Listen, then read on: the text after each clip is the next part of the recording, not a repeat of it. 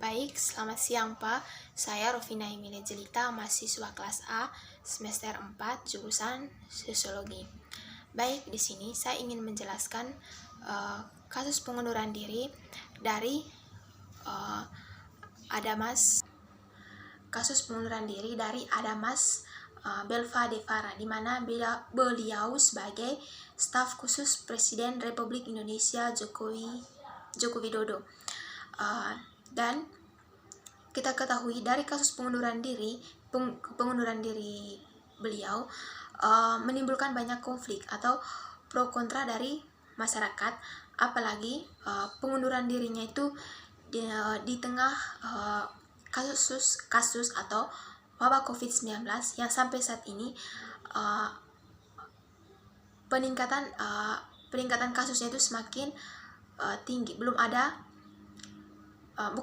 Maksudnya untuk kesembuhan dari pasien yang terkena wabah tersebut belum sampai 100%. Malah pasien yang terkena wabah tersebut semakin meningkat dari hari ke hari. Dan dari kasus pengunduran diri beliau, yang dimana dia sebagai CEO dari Ruang Guru, atau dia bisa dikatakan sebagai pemimpin, atau dimana dia itu sebagai pemimpin atau pemilik dari Ruang Guru tersebut. Dan dari pemerintah sendiri itu memberikan dana yang begitu besar terhadap Ruang Guru, di mana Ruang Guru tersebut sebagai mitra prakerja yang dilakukan untuk kerjasama antara pemerintah. Dan fakta pengunduran diri dari Belva Devara ini, di mana alasan tersendiri dari beliau, dia mengatakan bahwa dia mengundurkan diri dari staf khusus Presiden Joko Widodo ini merupakan suatu keputusan yang begitu berat. Dan dia juga mengatakan bahwa dari pengunduran dirinya itu dia tidak ingin membuat polemik atau dunia politik mengenai asumsi atau persepsi publik yang bervariasi tentang posisi dari beliau dan posisi beliau sebagai staf khusus presiden, dan staf khusus presiden yang bisa saja berkepanjangan dan hal ini tentunya bisa mengakibatkan terpecahnya konsentrasi Bapak Presiden dan seluruh jajaran pemerintahan dalam menghadapi masalah pandemi COVID-19 ini. Ini merupakan ujaran dari beliau. Dan dalam hal ini menurut beliau, dari pengunduran dirinya itu Presiden menyetujui pengunduran diri dari Belva Devara, dan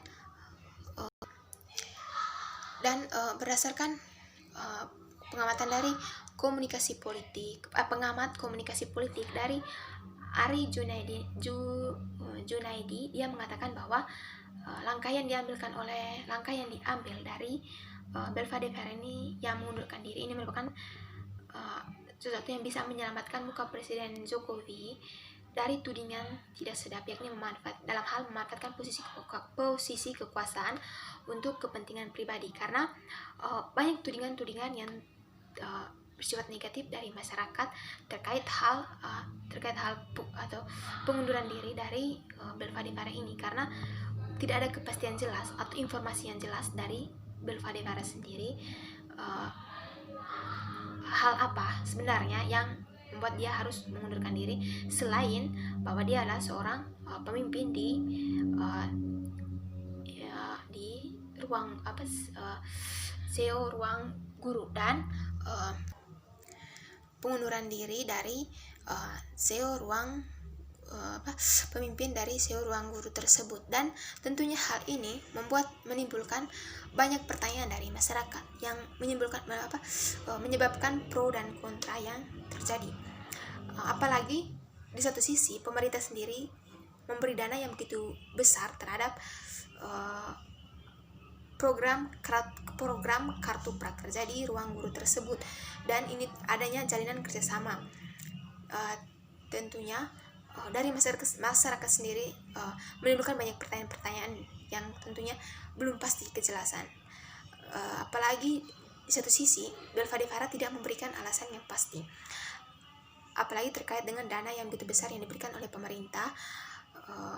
Dari masyarakat sendiri takut jangan sampai dana tersebut dimanfaatkan untuk kepentingan pribadi dari Belva sendiri, atau dalam hal ini kaitan dengan kepentingan dunia perpolitikan sekarang ini, yang tentunya dalam dunia perpolitikan itu tidak luput yang namanya dari kasus korupsi. Korupsi ini sering sekali terjadi. Jangan sampai Belva de Fara sendiri ini menyeleweng atau menggunakan uang negara dengan tidak pasti atau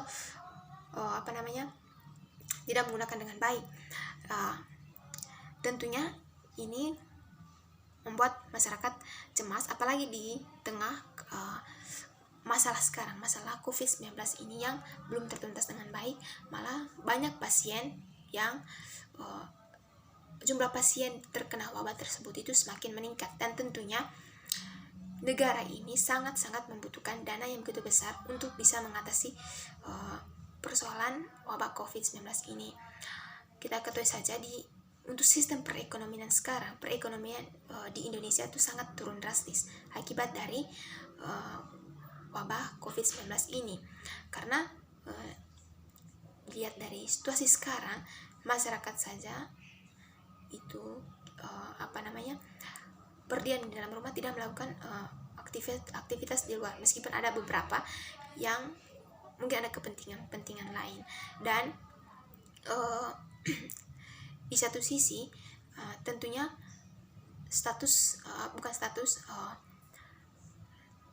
untuk jalinan kerjasama pun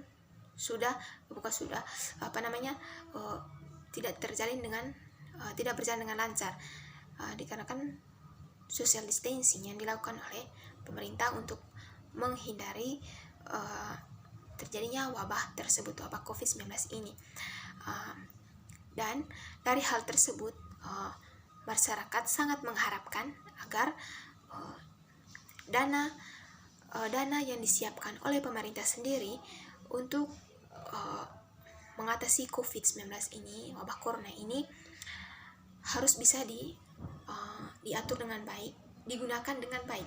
Jangan sampai ada pihak-pihak tertentu atau oknum-oknum tertentu memanfaatkan uang tersebut untuk kepentingan pribadi, apalagi dengan jumlah yang begitu besar.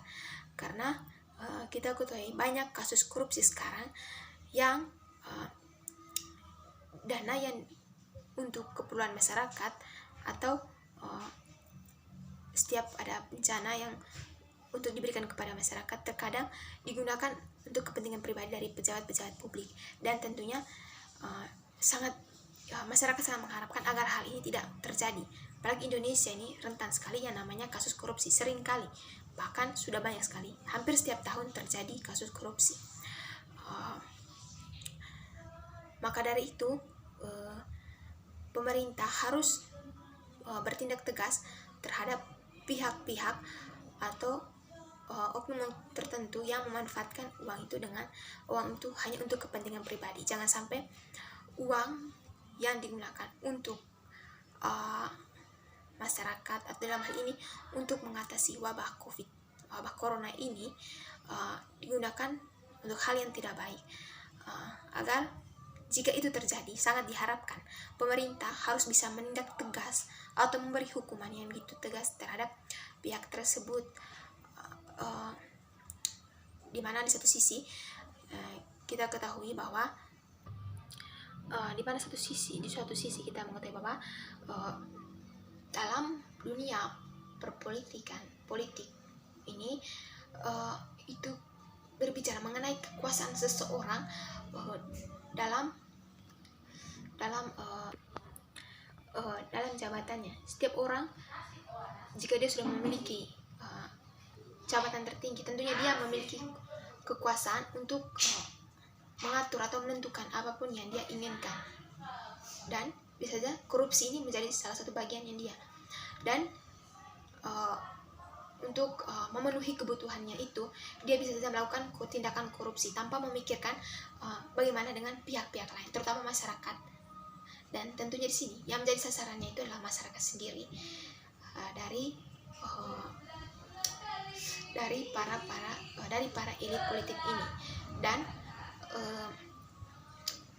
kita sebagai masyarakat sangat mengharapkan agar pemerintah di sini dalam sistem perpolitikan yang dimana di sini konsep-konsepnya tentu mengarah lebih pada kekuasaan seseorang dalam mengatur setiap segala tindakan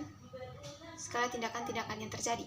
Tentu sangat diharapkan agar pemerintah di tengah wabah COVID-19 ini untuk segala dana yang digunakan untuk kasus corona ini agar bisa digunakan dengan baik, jangan sampai jatuh kepada orang yang salah.